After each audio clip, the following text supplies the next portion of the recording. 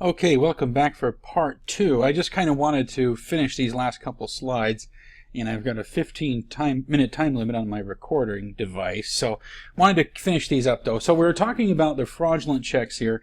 Now on the right side, you can see where this one has been altered.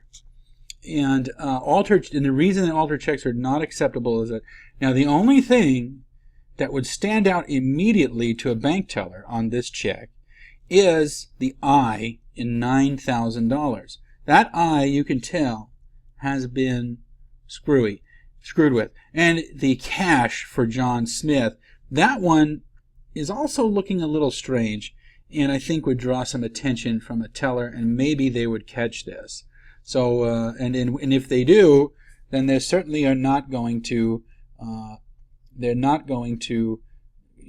get this, give the money for this check. So, and then on the bottom left, this is an example of a fraudulent check. I'm going to put my cursor in here. Now, the fraudulent checks are usually easy to pick out. Not necessarily easy to pick out, but they sometimes are. Now, one thing that a fraudulent check has that's typical are these borders. These borders show up on a lot of fraudulent checks, and because they're easier to print and they make it sort of look official. Also, this very slightly shading background that changes from one side to the other, that's common. Another giveaway is these, on the pay line, these stars after the number. Sometimes it'll be before the number. And then the dollar amount is sort of high, but not too high, $27.40.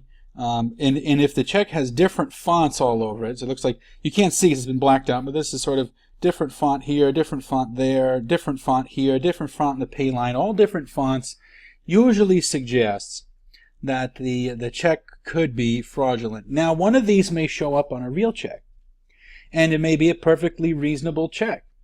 But if you have multiple examples or multiple features that you see here, that's, to me, says beware. Excuse me, I'm sorry I'm coughing on this recording. So that is an example of check fraud. Before we move on, let's talk about kiting. I apologize. I got so excited about altering checks and counterfeiting them. There's a couple other kinds of fraud. One is called a closed account fraud, where you've closed your account and you threw all your checks in the trash because you don't use that account anymore. So somebody finds them and starts writing checks on it. And, they might get some cash out of the deal before they figure out that the account is closed, and the bank will end up being out the money.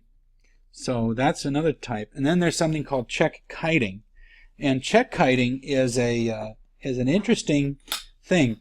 This is somebody will open up multiple accounts at multiple banks. Let's say 2 accounts for the sake of simplicity. They get checks, and they put a couple bucks in the account, but not much. And they go to Bank A, cash a check written off of Bank B from their own account. Cash a check for $1,000.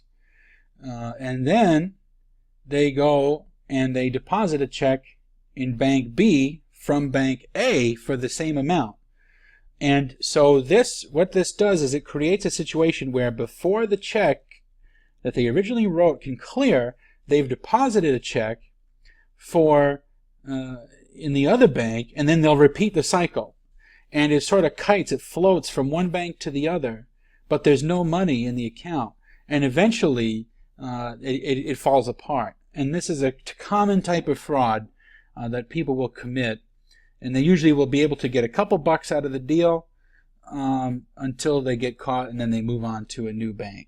Then you can Google for a video of check kiting that might explain it a little better, but that's pretty much what it is. And lastly are laws and regulations for these. Regulation J provides some rules for collecting and returning checks that are useful, to know, but they really just work on the bank side. And then there's Regulation CC, which was also called the Expedited Funds Availability Act. Now this requires banks to make funds available on a set schedule. So if you bring in a check for $100 to your bank, they must make those funds available the next day, or within 2 days sometimes. And it depends on the type of check, the dollar amount, and so on. But there is a set schedule that banks must make funds available to you. And if you have $5,000, they'll make $100 available the next day, $500 available 2 days after that, and then so on and so forth. And they must run these checks quickly. And with today's technology, there's not much of an excuse to not do that. The only thing I would say that is troublesome for banks is that you have some time to dispute a check amount with your bank. So if you have a check that cleared, check number 112 or whatever, you have some time to get your statement, review it, and say, wait a minute, I didn't write this check, and then dispute it. Now what happens is the bank that took that check, they will end up being out the money if it turns out that you indeed did not write the check, if it was fraud on some level. So even though the technology clears checks very quickly between banks, it is not simple and cut and dry, because the person who wrote the check has time to review it and decide that they did not indeed write it and dispute it. So there you go.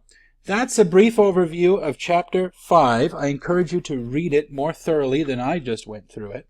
There's more information in there that I didn't cover, but a very interesting section on checks, on cash, and so on and so forth. So I hope you enjoyed this little trip with me on this PowerPoint, which I know is exciting.